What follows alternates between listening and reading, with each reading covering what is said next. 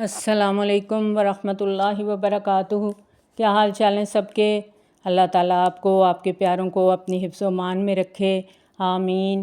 اللہ کے بابرکت نام کے ساتھ اپنا آج کا سبق شروع کرتے ہیں۔ اعوذ باللہ من الشیطان الرجیم، بسم اللہ الرحمن الرحیم۔ رب اشرح لی صدری ویسر لی امری واحلل عقدۃ من لسانی یفقہوا قولی واجعل لی وزیرا من اہلی ربنا زدنا علما ربنا زدنا علما ربنا زدنا علما اللہم فقہنا فی الدین، آمین۔ ہم اکثر اوقات اپنے آپ سے بہانے کرتے رہتے ہیں۔ کس طرح بہانے کرتے ہیں؟ بچے چھوٹے ہوتے ہیں نا، تو پھر کیا بہانے ہوتے ہیں ہمارے؟ بچوں کے ساتھ تو فرض ہی پڑھ لیں تو بڑی بات ہے، سنت نفل کا تو ٹائم ہی نہیں ملتا، فرض بھی کبھی پڑھے کبھی نہ پڑھے، اور قرآن ہفتے میں ایک بار کھول لوں تو غنیمت ہے، روز کے لیے میرے پاس وقت ہی کہاں ہوتا ہے، بچے کھپا دیتے ہیں، تفسیر تو بہت ہی مشکل ہے، میرے پاس ٹائم ہی نہیں ہوتا۔ ہاں، رمضان کے روزے تو رکھ ہی لیتی ہوں، لیکن بھائی باقی نہیں میرے سے رکھے جاتے۔ وجہ کیا ہے؟ کیونکہ عبادت ہمیں شوق نہیں، بوجھ لگتی ہے۔ آپ نے دیکھا ہوگا کہ اکثر ہم بیٹھے ہوتے ہیں، گپ شپ کر رہے ہوتے ہیں، پھر بڑے اکتائے ہوئے لہجے سے کہتے ہیں ہائے ابھی نماز بھی پڑھنی ہے۔ تو کیوں اتنے اکتائے ہوئے ہوتے ہیں ہم؟ کیونکہ شوق نہیں ہے نا، بس ایک روبوٹ کی طرح سے اٹھتے ہیں اور یہ فرض ادا کرنا ہے، بوجھ سمجھ کے کر رہے ہیں۔ اور جب شوق نہیں ہوتا نا، تو پھر انسان اللہ کے سامنے ہاتھ اٹھا کے یہ مانگ ہی نہیں سکتا کہ یا اللہ عبادت کو میری روح کی خوشی بنا دے، یا اللہ اس میں اضافے کی توفیق دے دے۔ کیونکہ جس دل میں اللہ تعالیٰ عبادت کا شوق پیدا کر دیتا ہے، پھر اس دل کے لیے بندگی بوجھ نہیں رہتی، بلکہ زندگی کی سب سے بڑی لذت بن جاتی ہے، سب سے بڑی خوبصورتی بن جاتی ہے۔ اور بہت خاص ہوتی ہیں وہ زبانیں جو قرآن مجید کی تلاوت دن رات کرتی ہیں، اور بہت خاص ہوتے ہیں وہ سینے جن میں قرآن مجید محفوظ ہوتا ہے، اور بہت خاص ہوتی ہیں وہ جوانیاں جو قرآن کی طرف جھکتی ہیں اور جن کی عمریں قرآن سیکھنے میں گزر جاتی ہیں، اور بہت خاص ہوتے ہیں وہ دل جو قرآن سے جڑ جاتے ہیں، بہت خاص ہوتی ہیں وہ آنکھیں جو قرآن سنتے ہوئے آنسو بہاتی ہیں، اور بہت خاص ہوتی ہیں وہ سوچیں جو قرآن مجید کے لیے تدبر اور تفکر کرتی ہیں، اور بہت خاص ہوتے ہیں وہ ہاتھ جو قرآن مجید لکھتے ہیں، سیکھتے ہیں، سکھاتے ہیں، اور بہت خاص ہوتے ہیں وہ لوگ جو قرآن مجید کے احکامات کے مطابق ڈھلنے کی کوشش میں لگے رہتے ہیں۔ اور ایک بات یاد رکھیں کہ اللہ تعالیٰ کے ساتھ ہمارا تعلق مضبوط ہو نہیں سکتا جب تک ہم اللہ کی کتاب پر غور و فکر نہ کریں۔ آج ہم سورۃ العنکبوت کی آیت نمبر 45 پڑھیں گے، اور اس کی روشنی میں ہم سب اپنا جائزہ لیں گے۔ ہم دیکھیں گے کہ ہم کہاں کھڑے ہیں اور کس کیٹیگری میں آ رہے ہیں۔ بسم اللہ الرحمن الرحیم۔ اتلو، تلاوت کیجئے، ما جو اوحی وحی کی گئی، الیکا آپ کی طرف، صلی اللہ علیہ وآلہ وسلم، من الکتابی کتاب میں سے، واقم الصلاۃ اور قائم کریں نماز، ان الصلاۃ بے شک نماز تنہا روکتی ہے، عن الفحشاء فحش سے، والمنکر اور برائی سے، ولذکر اللہ اکبر اور البتہ ذکر اللہ کا زیادہ بڑا ہے، واللہ یعلم اور اللہ تعالیٰ جانتا ہے، ما تصنعون جو تم بناتے ہو۔ اس آیت میں بظاہر نبی صلی اللہ علیہ وآلہ وسلم کو خطاب ہے، لیکن تمام اہل ایمان مخاطب ہیں۔ مکہ میں جب مسلمان کافروں کے ہاتھوں طرح طرح کی تکلیفیں اٹھا رہے تھے، تو ان تکلیفوں کا مقابلہ کرنے کے لیے یہاں 3 باتیں بتائی گئیں کہ ان کے ذریعے سے اللہ کی مدد حاصل کرو۔ نمبر 1 تلاوت قرآن، نمبر 2 نماز، نمبر 3 اللہ کا ذکر۔ تلاوت قرآن کا سب سے بڑا فائدہ یہ ہوتا ہے کہ انسان کا دل مضبوط ہوتا ہے، غم دور ہو جاتا ہے، انسان کے اندر صبر اور برداشت کی قوت پیدا ہوتی ہے، یہ دلوں کی شفا ہے۔ دوران تلاوت انسان اللہ تعالیٰ کی خاص رحمت کے سائے تلے ہوتا ہے، کیونکہ اللہ تعالیٰ کا وعدہ ہے، تم مجھے یاد کرو میں تمہیں یاد کروں گا۔ اور جب تک بندے کے ہونٹ اللہ کے کلام سے ہلتے رہتے ہیں، اللہ تعالیٰ اپنے بندے کے ساتھ ہوتا ہے، اور تلاوت کرنے والے کے اندر نیکیوں کی طرف بڑھنے کا، اللہ کے قریب ہونے کا ایک شوق پیدا ہوتا ہے۔ اور جو صرف اس کو تلاوت کرتا ہے، خلوص دل سے کرتا ہے تو ایک دن ضرور اس کے اندر بھی یہ شوق پیدا ہو جاتا ہے کہ وہ جانے، سیکھے، سمجھے، پڑھے کہ اس کتاب میں اللہ تعالیٰ نے اس کے لیے کیا پیغام دیا ہے، کیونکہ تلاوت اللہ تعالیٰ سے تعلق قائم کرتی ہے۔ اور جو کتاب کھولتا ہی نہیں، پڑھتا ہی نہیں، تو پھر یہ غفلت اس کو اللہ سے دور کر دیتی ہے۔ پھر ایسا دل شیطان کے قریب ہوتا جاتا ہے، پھر ایسا دل وسوسوں، غموں اور پریشانیوں میں ڈوبنے لگتا ہے۔ قرآن پڑھنے والے کا دل، اس کی آنکھیں، اس کے احساسات، اس کے جذبات سب اس کے ساتھ شریک ہو جاتے ہیں، اور تلاوت قرآن سارے ماحول پر اس طرح اثر انداز ہوتی ہے جس طرح ایک بلب پورے کمرے کو روشن کر دیتا ہے۔ اسی طرح تلاوت قرآن انسان کے پورے وجود کو منور کر دیتی ہے۔ یہاں حکم کیا ہے؟ اتلو ما اوحی الیک من الکتاب۔ اتلو یعنی خود بھی پڑھیے، دوسروں کو بھی پہنچائیے۔ نبی صلی اللہ علیہ وآلہ وسلم سے خطاب ہے، آپ کو حکم دیا جا رہا ہے کہ آپ اس کتاب کو پڑھتے رہیے، سناتے رہیے، دوسروں کو بتاتے رہیے، اس کے ذریعے سے لوگوں کو واعظ و نصیحت کرتے رہیے، اور ایک دن یہ ضرور لوگوں کے دلوں پر اثر کرے گا۔ یعنی کیا بتایا جا رہا ہے کہ یہ کتاب الماریوں کے سب سے اونچے خانوں میں رکھنے کے لیے نہیں آئی، یہ کتاب پڑھنے کے لیے آئی ہے، اور صرف اپنی ذاتی تلاوت اور ثواب کمانے کے لیے نہیں آئی، بلکہ دوسروں کو پڑھ کر سنانے کے لیے آئی ہے۔ اور نبی صلی اللہ علیہ وآلہ وسلم نے کس طرح اس حکم پر عمل کیا تھا؟ اگر نبی صلی اللہ علیہ وآلہ وسلم بھی ہماری طرح خود ہی پڑھتے رہتے، خود ہی تلاوت کرتے رہتے، صرف نمازوں میں پڑھتے رہتے، لوگوں کو پڑھ کے نہ سناتے، تو پھر لوگوں تک ایمان کی روشنی، دین کی ہدایت کی روشنی کیسے پہنچتی؟ لیکن ہم دیکھتے ہیں کہ کس طرح نبی صلی اللہ علیہ وآلہ وسلم نے ہر موقع پر لوگوں کو قرآن مجید کی تعلیم دی ہے۔ اور اگر اس بات کی حقیقت کو جاننا ہو تو ہم سب کو سیرت کا مطالعہ کرنا ہوگا کہ ہر موقع پر نبی صلی اللہ علیہ وآلہ وسلم نے لوگوں کو قرآن کے ذریعے رہنمائی دی۔ اور اگلا حکم کیا ہے؟ واقم الصلاۃ، اور نماز قائم کرنی ہے۔ اور نماز جو ہے یہ ہماری زندگی میں کتنی اہم ہے، کیونکہ سب سے پہلا کام ہم سے نماز کے بارے میں پوچھا جائے گا، اور ساتھ ہی ذکر الہی کی تلقین بھی کی گئی۔ کسی بھی انسان کی تربیت کا جامع ترین نسخہ ہے تلاوت قرآن، نماز اور اللہ کا ذکر۔ اور یہاں فرمایا اقم الصلاۃ، نماز قائم کرو، پورے آداب کے ساتھ، شرائط کے ساتھ، ارکان کے ساتھ۔ اور کوئی بھی چیز اسی وقت قائم ہوتی ہے جب اس میں اعتدال ہوتا ہے، اور نماز اسی وقت قائم ہوتی ہے جب اس کی تمام شرائط پوری ہوں گی۔ اور شرائط کیا ہیں؟ کہ پورے اخلاص کے ساتھ نماز پڑھی جائے، صرف اللہ کی رضا کے لیے پڑھی جائے، اللہ کو راضی کرنے کے لیے پڑھی جائے، کوئی دکھاوا نہ ہو، لوگوں کی خاطر نہیں، اپنے اللہ کے لیے پڑھنی ہے۔ پھر طہارت قلب ہو، یعنی دل پاکیزہ ہو، اور جب انسان نماز پڑھ رہا ہو تو اس کا دل ہر طرح کے خیالات سے خالی ہو، پوری توجہ اپنے رب کی طرف ہو، پھر مقررہ وقت پر پڑھی جائے۔ پھر اسی طرح ارکان صلاۃ میں اعتدال ہو، جلد بازی نہ ہو، رکوع میں، سجدہ میں تیزی نہیں ہو، آرام کے ساتھ آہستہ نماز پڑھی جائے، پورے خشوع و خضوع کے ساتھ پڑھی جائے، اور ہمیشہ نماز ادا کی جائے۔ یہ نہیں کہ کبھی پڑھ لی، کبھی نہ پڑھی، کبھی ایک پڑھی، کبھی دو پڑھی، کبھی پانچوں پڑھ لی اور کسی دن ایک بھی نہ پڑھی۔ اور رزق حلال کا اہتمام، کیونکہ اس کے بغیر دعائیں قبول نہیں ہوتی۔ تو انسان جب طہارت کا خیال رکھتا ہے، اس کے کپڑے پاک ہوتے ہیں، نماز کی جگہ پاک ہوتی ہے، تو اس کا وجود بھی پرسکون ہوتا ہے۔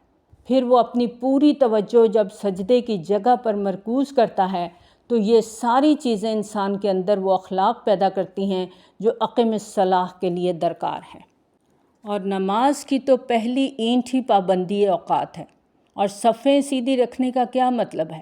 کہ زندگی کا ہر معاملہ تمہارا سیدھا ہو، کوئی فریب نہ ہو، تمہارا طرز زندگی بالکل اللہ کے حکم کے مطابق ہو۔ اور وضو جسمانی اعضاء کی صفائی تک محدود نہیں ہے، بلکہ آنکھ سے لے کر روح تک کی پاکیزگی اس کے اندر شامل ہے۔ اور سجدہ، سبحان اللہ، وہ ایک سجدہ جسے تو گراں سمجھتا ہے، 1000 سجدوں سے دیتا ہے آدمی کو نجات۔ سوچ سمجھ کر دیا ہوا ایک سجدہ زمین کو زمینی خداؤں سے پاک کر سکتا ہے۔ پورے معاشرے کو زندہ بتوں اور ان کے استحصال سے نجات دلا سکتا ہے، لیکن سجدہ سچا ہو۔ اور باجماعت نماز کا مطلب صرف کندھے سے کندھا ملانا نہیں، اصل ہدف دلوں کو دلوں سے ملانا ہے۔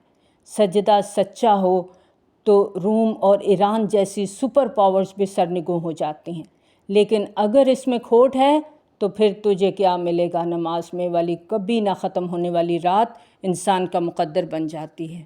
پھر نماز ہے کیا؟ ان الصلاۃ تنہیٰ عن الفحشاء والمنکر۔ نماز تو انسان کو بے حیائی سے، برے کاموں سے روکتی ہے۔ حقیقت یہ ہے کہ نماز اپنے اندر ایک بہت زبردست تاثیر رکھتی ہے۔ نماز انسان کے مزاج کے اندر تبدیلی پیدا کرتی ہے، انسان کے اندر تواضع پیدا ہوتی ہے، اللہ کی معرفت آتی ہے، اللہ کے ساتھ ملاقات کا یقین بڑھتا ہے، انسان کا اللہ تعالیٰ کے ساتھ ایک تعلق بڑھتا ہے، اور یہ کیفیت جب انسان کے اندر پیدا ہونے لگتی ہیں تو وہ جو بھی کام کرنے لگتا ہے اس کو رب یاد آتا ہے۔ اس لیے انسان جب نماز میں اللہ تعالیٰ کے سامنے سر جھکا دیتا ہے تو پھر زندگی کے باقی معاملات میں بھی جہاں جہاں اللہ تعالیٰ نے جو جو کام کرنے سے منع کیا ہے وہ اس پر بھی جھک جاتا ہے، اللہ تعالیٰ کی بات مانتا ہے۔ یہاں پر اللہ تعالیٰ نے جس چیز سے رکنے کا کہا، ان الصلاۃ تنہیٰ عن الفحشاء والمنکر، فحش کام اور منکر، ان دونوں چیزوں سے نماز روکتی ہے۔ تو جب انسان اللہ تعالیٰ کو یاد کرتا ہے تو پھر یہ یاد صرف نماز کی حد تک نہیں رہتی۔ جب اس کے اندر اللہ کی پہچان آ جاتی ہے تو پھر اس پہچان کے بعد وہ ہر کام میں اس کو اللہ یاد ہوتا ہے۔ اب ایک شخص کوئی بھی برا کام کرنے لگتا ہے لیکن وہ نماز کو قائم کرتا ہے تو اس کو فوراً اللہ کی یاد آ جاتی ہے کہ میرا رب مجھے دیکھ رہا ہے، تو ہو نہیں سکتا کہ وہ برا کام کرے، وہ فوراً رک جائے گا۔ ہو نہیں سکتا کہ کوئی بھی انسان اللہ کا نام لینے والا ہو اور گالم گلوچ شروع کر دے، فحش باتیں کرنی شروع کر دے۔ بے حیائی کا کام انسان کر ہی نہیں سکتا۔ اور جو شخص حقیقت میں اللہ کو یاد کرتا ہے، نماز کے اندر اللہ کی پہچان اس کے اندر آتی ہے، تو پھر اس کا اثر اس کی باقی ساری زندگی پر بھی پڑتا ہے۔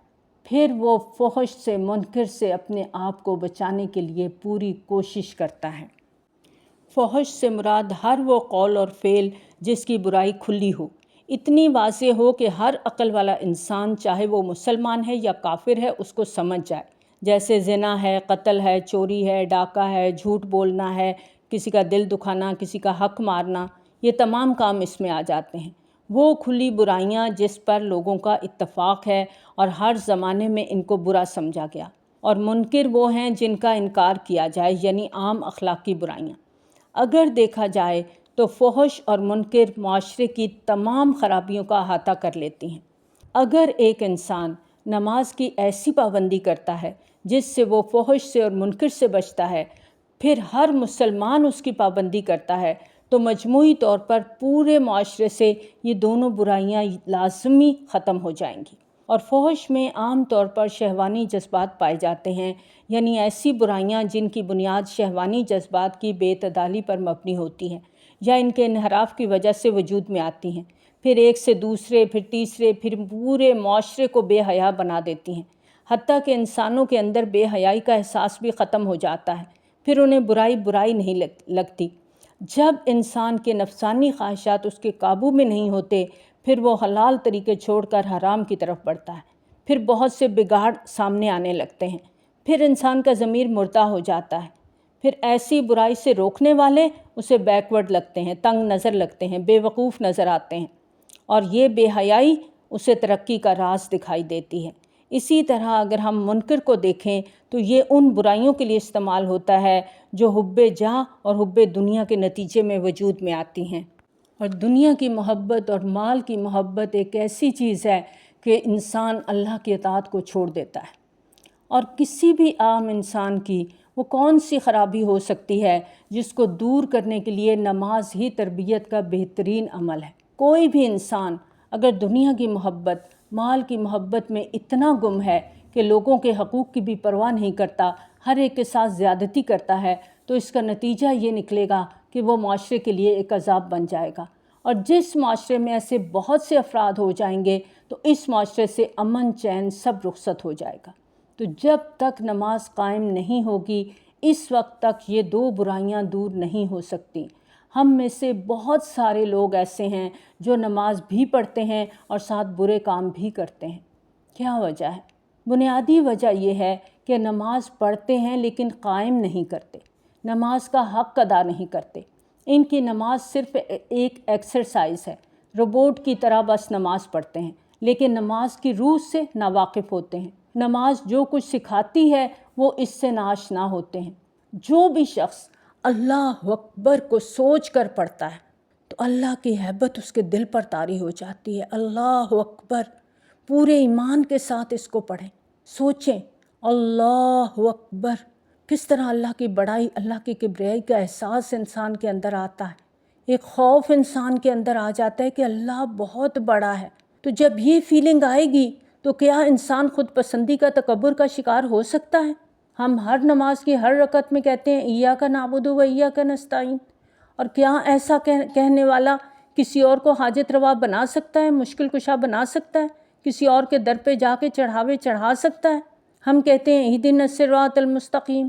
اگر ہم صدق دل سے یہ دعا مانگیں کہ اللہ ہمیں صراط مستقیم کے رستے پر چلا دے، تو پھر برائی کے رستوں سے انسان نفرت تو کر سکتا ہے لیکن ان کا رخ کبھی نہیں کر سکتا، اور اگر کبھی بشری کمزوری کی وجہ سے پھسل بھی جاتا ہے تو فوری طور پہ سنبھل جاتا ہے۔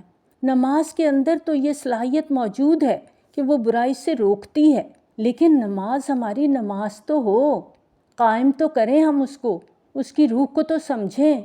آپ دیکھیں بعض اوقات ایک ہی بیماری کے دو مریض ہوتے ہیں، ایک کو دوا سے آرام آ جاتا ہے، دوسرے کو نہیں آتا۔ وجہ کیا ہے؟ کیونکہ دوا کھانے کا بھی ایک طریقہ ہے، صحیح مقدار کے ساتھ کھائی جائے، صحیح وقت کے ساتھ دوا لی جائے۔ اگر ہم اپنی مرضی سے دوا لیتے ہیں، کبھی لے لی کبھی نہ لی، کبھی تھوڑی کھا لی کبھی زیادہ کھا لی، کبھی دوا کھائی کبھی چھوڑ دی، تو پھر تو کورس فائدہ نہیں دے سکتا۔ نماز کے حقیقی فائدے حاصل کرنے کے لیے نماز کی تمام شرائط کو پورا کرنا لازم ہے۔ ان الصلاۃ تنہیٰ عن الفحشاء والمنکر، نماز روکتی ہے، لیکن ہم رکیں تو، ہم باز تو آئیں، ہم کوشش تو کریں۔ تلاوت قرآن، نماز انسان کو برائیوں سے دور کرتی ہے، لیکن کچھ لوگ اس کے باوجود برائیوں سے نہیں رکتے۔ اب اگر ایک شخص ہے جو نماز پڑھتا ہے پھر بھی برائی کرتا ہے تو قصور نماز کا نہیں ہے، اصل مشکل یہ ہے کہ دوائی تو کھائی جا رہی ہے لیکن پرہیز نہیں ہو رہا، تو دوائی کیا کرے گی؟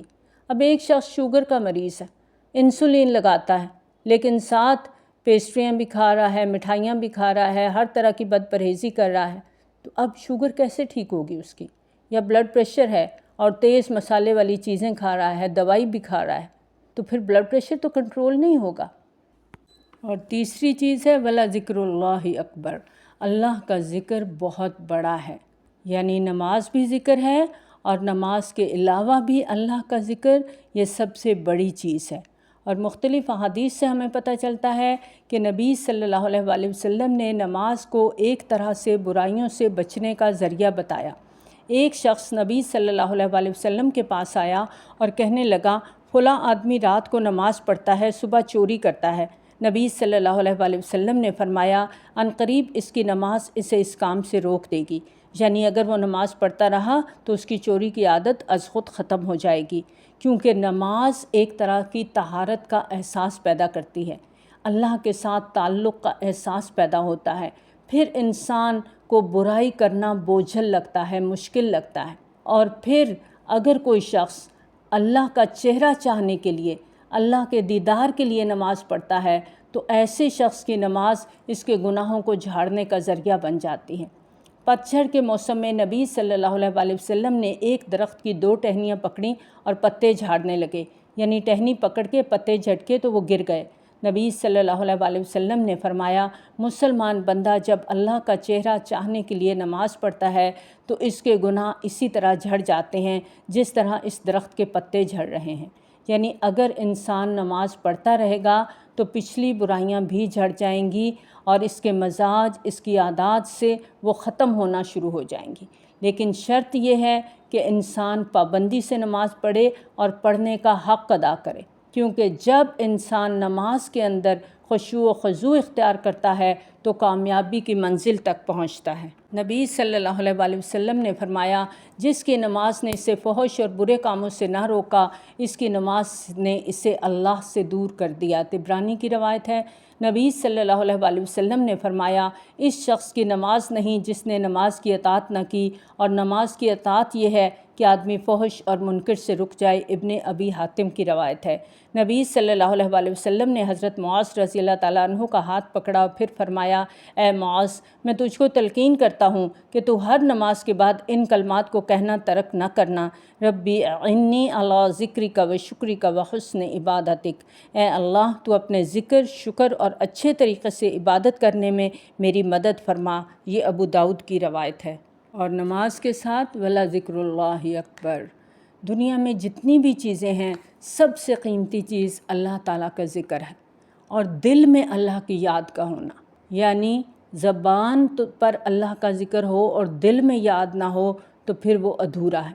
اصل یاد یہ ہے کہ انسان جس چیز کو بھی دیکھے اس سے رب یاد آ جائے، اور ہر چیز میں وہ اللہ تعالیٰ کی معرفت کو پائے، اللہ کی پہچان اس کے دل میں اندر آئے، اللہ کی عظمت کا احساس اس کے دل کے اندر بیٹھتا چلا جائے۔ اور اللہ تعالیٰ کے ذکر اور دیگر عبادات کا آپس میں بہت گہرا تعلق ہے۔ یہ بالکل ایسے ہی ہے جیسے آپ سالن بناتے ہیں، اب اس میں آپ گرم مسالہ نہ بھی ڈالیں تو سالن تو اس کے بغیر بھی پک جائے گا، لیکن گرم مسالے کا چھڑکاؤ کریں گے تو سالن کا لطف کچھ اور ہو جاتا ہے۔ اللہ کا ذکر ہر وقت ہر موقع پر ہماری زبانوں پر ہونا چاہیے۔ یہ نہیں کہ نیا گھر لیا ہے تو سب کو بلا کے قرآن پڑھا لیا، شادی شروع کرنے سے پہلے قرآن پڑھا لیا، بیٹی کو رخصت کیا تو اس کے سر کے اوپر سے گزار دیا، باقی وقت اس کو کبھی کھولا ہی نہیں، ٹائم ہی نہیں ملا۔ یہاں پر کیا بات سمجھائی جا رہی ہے کہ عبادت میں بھی اور عبادت کے بغیر بھی اللہ کو یاد کرتے رہنا یہ سب سے بڑا کام ہے، اور جب تک انسان اللہ کو یاد کرتا ہے وہ فحش اور منکر سے بچا رہتا ہے۔ اب ایسا نہیں ہو سکتا کہ ایک شخص جھوٹ بھی بول رہا ہے اور اس کے ساتھ اللہ کو بھی یاد کر رہا ہے، یا کوئی بھی برا کام کر رہا ہے جس کا اللہ نے حکم نہیں دیا تو لازماً وہ اس وقت اللہ کا ذکر بھول چکا ہے۔ اب دیکھیں، ہماری ایک عام عادت ہے غیبت کرنے کی، خاص طور پہ ہم عورتوں کی، جہاں بیٹھتے ہیں ہم غیبتیں شروع کر دیتے ہیں، اور کئی دفعہ تو تسبیح ہاتھ میں ہوتی ہے اسی کو ہلا ہلا کے غیبتیں کر رہے ہوتے ہیں۔ تمام کھلی برائیاں جب بھی انسان کرتا ہے تو وہ ایمان سے دور ہو جاتا ہے۔ ایسا شخص اللہ کو حقیقی معنوں میں یاد نہیں کرتا۔ اگر اللہ کا ذکر صرف میری زبان پر ہے، دل میں نہیں ہے تو وہ ادھورا ہے۔ مجھے پورے شعور کے ساتھ اپنے اللہ کو یاد کرنا ہے، اور اگر اللہ کو ہم صرف اس وقت یاد کرتے ہیں جب ہم مشکل میں ہیں، یا ہم کوئی وظیفہ کر رہے ہیں یا کوئی ورد کر رہے ہیں، تو یہاں اس سے مراد یہ والا ذکر اللہ نہیں ہے۔ یہاں ذکر اللہ سے مراد یہ ہے کہ ہمارا دل، ہماری زبان، ہمارے پورے احساسات کا لازم شریک ہونا، اور جس کے دل میں اللہ کی یاد ہوگی پھر اس دل سے طمع، حرص، دنیا کی محبت نکلنے لگتی ہے، اللہ پر بھروسہ بڑھنے لگتا ہے، پھر اس کے اندر صبر آ جاتا ہے، پھر وہ ظاہری برائیوں سے نہیں باطنی برائیوں سے بھی اپنے آپ کو بچاتا ہے، پھر ہی اس کی اصلاح ہوتی ہے، کیونکہ اس کا دل صاف ہو گیا۔ واللہ یعلم ما تصنعون، اور اللہ جانتا ہے جو تم بناتے ہو۔ بڑی ہلا دینے والی بات ہے، یعنی تم کیسی تلاوت کرتے ہو، یا تلاوت چھوڑ کے تم کیا کیا عمل کرتے رہتے ہو، نماز کیسی پڑھتے ہو، تمہاری نیت کیا ہے، ذکر کیسا کرتے ہو، کیا تمہاری نماز تمہیں فحش اور منکر سے روک رہی ہے یا نہیں، یہ سب اللہ جانتا ہے۔ پیچھے ہم نے پڑھا تھا کہ یہ آیت جس پس منظر میں آئی کہ اس وقت مسلمان سخت ستائے جا رہے تھے تو انہیں کہا گیا کہ یہ 3 کام کرو گے تو اللہ کی مدد آئے گی۔ اب اس کو ذہن پر رکھ کر اپنے آپ پر لے آئیں اس آیت کو۔ دنیا کے غم کسے نہیں ہوتے؟ ہر ایک کہیں نہ کہیں کسی نہ کسی پریشانی کا، غم کا شکار ہے، کیونکہ غم محبت سے پھوٹتا ہے نا، تو جتنی دنیا کی محبت دل میں زیادہ ہوتی ہے اتنے ہی غم بھی زیادہ ہوتے ہیں۔ ایک اور غم بھی ہوتا ہے جو اللہ کے دین کے رستے میں آتا ہے، آزمائشیں آتی ہیں۔ اب یہاں ہم سب اپنے آپ سے ایک سوال کریں گے، جب مجھے کوئی پریشانی آتی ہے تو میں اس کا کیا حل کرتی ہوں؟ کیا یہ 3 کام جن کا مجھے یہاں حکم دیا گیا ہے میں کرتی ہوں؟ کیونکہ یہاں ہر غم ہر تکلیف کا علاج بتایا جا رہا ہے۔ اور جب کبھی طبیعت گھبرائے نا، غم محسوس ہو، پریشانی آئے، ڈپریشن ہو، طبیعت اداس ہے، بلند آواز میں تلاوت قرآن شروع کر دیں۔ آپ یقین کریں ایسے شاور کی طرح سکون آتا چلا جائے گا۔ اور نبی صلی اللہ علیہ وسلم جب کبھی مشکل میں ہوتے تھے تو کس طرح بیہیو کرتے تھے؟ وَاسْتَعِینُوا بِالصَّبْرِ وَالصَّلَاةِ، صبر اور نماز سے مدد لیتے تھے، فوراً نماز کی طرف لپکتے تھے، واویلا نہیں مچاتے تھے، جزا فضا نہیں کرتے تھے، صبر کے ساتھ نماز پڑھتے اللہ سے مانگتے تھے۔ ہماری بہت سی تکلیفیں دنیاوی ہوتی ہیں، یہ فحش اور منکر کی وجہ سے آتی ہیں، اس کے لیے بھی اللہ تعالیٰ سے معافی مانگنے میں سکون ہے۔ الا بذکر اللہ تطمئن القلوب، اللہ کا ذکر دلوں کے سکون کا باعث ہے۔ اور جس کی زندگی میں یہ 3 چیزیں آ جائیں نا، کہ وہ اللہ کی کتاب سے جڑ جائے، نماز سے جڑ جائے، نماز کو قائم کرنا سیکھ جائے اور اس کی زبان پر اللہ کا ذکر ہو، تو وہاں غم کا ڈپریشن کا تو کوئی کام ہی نہیں رہتا۔ ہوتا یہ ہے کہ جب ہمیں کوئی تکلیف ملتی ہے، کوئی پریشانی آتی ہے، کوئی بیماری آتی ہے، کوئی مالی پریشانی آ جاتی ہے، تو ہم بھول جاتے ہیں کہ ہمیں یہ کام کرنے ہیں۔ تکلیف کا علاج کیا ہے؟ اللہ کی کتاب کو تھام لو، سجدوں کی کثرت کرو، اللہ کے ذکر سے زبان کو تر رکھو، اللہ کی مدد ضرور آئے گی۔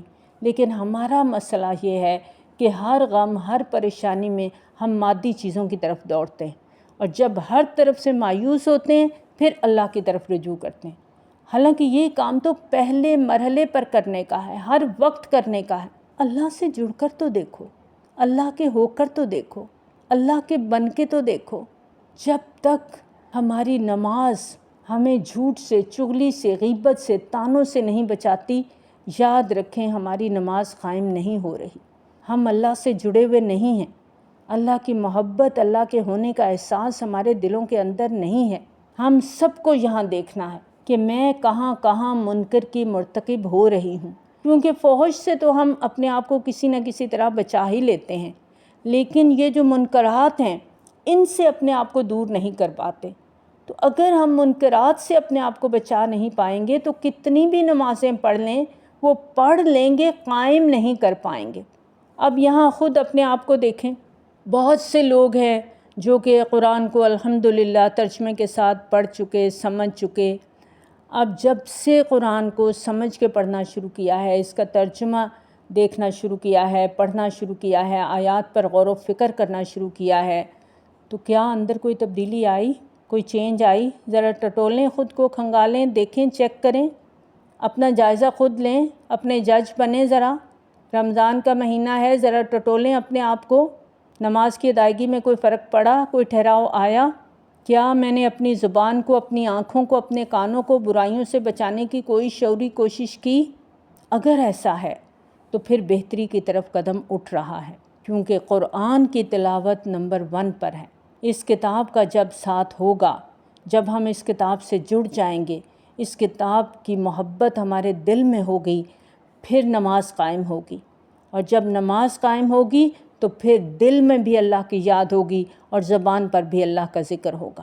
یہ آیت بڑی اہم ہے، 20 پاروں کے بعد آئی کہ اب تو اپنی اصلاح کر لو، اتنا قرآن تم نے پڑھ لیا، اب اپنی نمازوں کو چیک کرو کہ تمہاری نمازیں کیسی ہیں۔ ان الصلاۃ تنہی عن الفحشاء والمنکر، اور جو حقیقی معنوں میں نماز کی پابندی کرتا ہے، اللہ تعالیٰ کی حدود کا خیال رکھتا ہے، تو نماز ضرور اسے برائیوں سے دور کرے گی۔ یہ نسخہ اللہ تعالیٰ نے ہمیں دے دیا ہے، اس کے لیے کوشش ضروری ہے۔ رمضان کے مہینہ ہے، بابرکت مہینہ ہے، اس مہینے جو اب صبح آئے گی ہماری، اس صبح سے ہم آغاز کریں گے 3 کاموں کا، اور اپنی روٹین بنانی ہے۔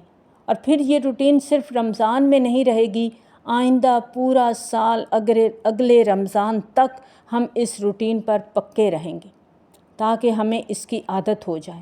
تلاوت قرآن، نماز اور اللہ کا ذکر، یہ تینوں کر کے تو دیکھیں، پھر دیکھیں آپ کا دن کتنے سکون سے گزرے گا۔ رات کو کتنی بھی دیر ہو جائے نا، فجر کی نماز کو نہ جانے دیں، اللہ کا ذکر ضرور کریں، صبح و شام کی دعائیں پڑھیں، آخری صورتیں پڑھیں قرآن کی، آیت الکرسی پڑھیں، پھر رزلٹ خود دیکھیں، کتنا سکون آتا ہے۔ کسی ٹرینکولائزر کی ضرورت نہیں ہے۔ نیند نہیں آ رہی، اللہ کی کتاب کھول لیں، لیٹ کر اللہ کے نام پڑھنے شروع کر دیں، کوئی بھی تسبیح کرنی شروع کر دیں۔ اللہ تعالیٰ کی طرف سے ایسے شاور آتا ہے، ایسا سکون آتا ہے، ایسی آرام کی نیند آتی ہے کہ آپ کو پتہ بھی نہیں چلتا۔ آزما کے دیکھیں، اور فجر کی نماز نہیں چھوڑنی، پھر دیکھیں آپ کا سارا دن کتنا خوبصورت گزرے گا۔ اب اس کا یہ مطلب نہیں کہ فجر پڑھ لیں اور باقی چھوڑ دیں، باقی بھی پڑھنی ہے، لیکن فجر کی تاکید میں کیوں زیادہ کہہ رہی ہوں، کیونکہ ہم اکثر نیند کے غلبے کی وجہ سے یا سستی کی وجہ سے چھوڑ دیتے ہیں، تو اس کو پکڑنا ہے ہم نے، اور ایک نماز سے دوسری نماز تک پوری کوشش کرنی ہے کہ ہم اپنی نماز کو ضائع نہ ہونے دیں، کوئی ایسا کام نہ کریں جو اللہ کو ناراض کرنے والا ہے۔ یہ سارے عمل نماز کو قائم کرتے ہیں، اور پھر ہی نماز بے حیائی اور منکر سے روکتی ہے۔ واللہ یعلم بما تصنعون، اور اللہ جانتا ہے جو تم بناتے ہو۔ اللہ تعالیٰ کو سب پتہ ہے جو تم کر رہے ہوتے ہو، تمہارے سارے اعمال سے اللہ واقف ہے۔ کیسی نمازیں پڑھتے ہو یہ بھی اللہ کو پتہ ہے، نماز کے باہر تم کیا کیا کرتے ہو سب اللہ کو پتہ ہے۔ انہ علیم بذات الصدور، وہ تو تمہارے سینوں کے بھید تک جانتا ہے۔ دعا ہے رب کریم سے کہ وہ ہمیں نماز قائم کرنے اور نمازوں کی حفاظت کرنے کی توفیق عطا فرمائے، اور ہمیں اپنا ذکر کرنے والا اور شکر کرنے والا بنا دے، اور قرآن کو ہمارے سینوں کا نور بنا دے، اور اس نور ہدایت کو ہماری آخرت کا توشہ بنا دے۔ آمین۔ وآخر دعوانا ان الحمد للہ رب العالمین۔ سبحانک اللہم و بحمدک، نشہد ان لا الہ الا انت، نستغفرک و نتوب الیک۔ السلام علیکم ورحمۃ اللہ وبرکاتہ۔